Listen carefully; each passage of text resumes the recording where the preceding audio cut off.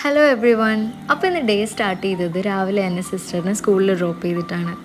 അങ്ങനെ അവളെ ഡ്രോപ്പ് ചെയ്തിട്ട് ഞാനും അമ്മയും തിരിച്ചു പോകുന്ന വഴി ഞാനിങ്ങനെ റോഡ് സൈഡിൽ കണ്ട നല്ല ബ്യൂട്ടിഫുൾ ഹൗസസിൻ്റെയൊക്കെ വീഡിയോ എടുക്കുമായിരുന്നു.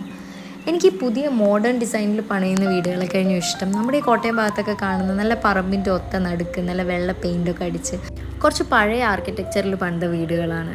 അതിനെന്തോ ഒരു പ്രത്യേക ഭംഗിയുള്ളതായിട്ടാണ് എനിക്ക് ഫീൽ ചെയ്തേക്കുന്നത്. അത് കഴിഞ്ഞ് ഇതേ വീട്ടിൽ തിരിച്ചു വന്നപ്പം ഈ ക്യൂട്ടി അവിടെ നിൽപ്പുണ്ടായിരുന്നു. അവൻ രാവിലെ സ്കൂളിൽ പോകാനായിട്ട് വണ്ടി വരുന്നതും വെയിറ്റ് ചെയ്ത് നിൽക്കുമായിരുന്നു വീടിൻ്റെ മുറ്റത്ത്. അത് കഴിഞ്ഞ് വീട്ടിൽ തന്നെ ഇരുന്ന് ബോറടിക്കണ്ടല്ലോ എന്ന് ഓർത്ത് ഞാൻ അമ്മയുടെ ഒപ്പം കടയിലേക്ക് എക്സാമൊക്കെ വരെയല്ലേ എന്ന് ഓർത്ത് കടയിൽ വന്നിരുന്ന് കുറച്ച് നേരം ഞാൻ പഠിച്ചു. അന്നേരം അമ്മ പറഞ്ഞത് ആൻറ്റീനെ പിക്ക് ചെയ്ത് ജസ്റ്റ് ഹോസ്പിറ്റൽ വരെ ഒന്ന് കൊണ്ടുപോകണം എന്നൊരു ചെക്കപ്പിനെന്ന്. അങ്ങനെ ആൻറ്റി ഡോക്ടറെ കാണുന്ന സമയത്ത് ഞാൻ ഹോസ്പിറ്റലിൽ പുറത്ത് അവർ സ്പീക്കറിൽ വെച്ചിരുന്ന പഴയ പാട്ടൊക്കെ കേട്ട് കുറേ നേരം ഇരുന്നു. അങ്ങനെ അവിടെ നിന്ന് ഇറങ്ങിയപ്പോൾ ആൻറ്റി എനിക്ക് നല്ല ലൈം സോഡയും ചിക്കൻ പഫ്സൊക്കെ മേടിച്ച് തന്നു. അതേ ഞാൻ ആൻറ്റീനെ ഡ്രോപ്പ് ചെയ്ത് കടയിൽ പോയി കഴിഞ്ഞ് പിന്നെ ഞാൻ കുറച്ച് നേരം ഇരുന്ന് പഠിച്ചു.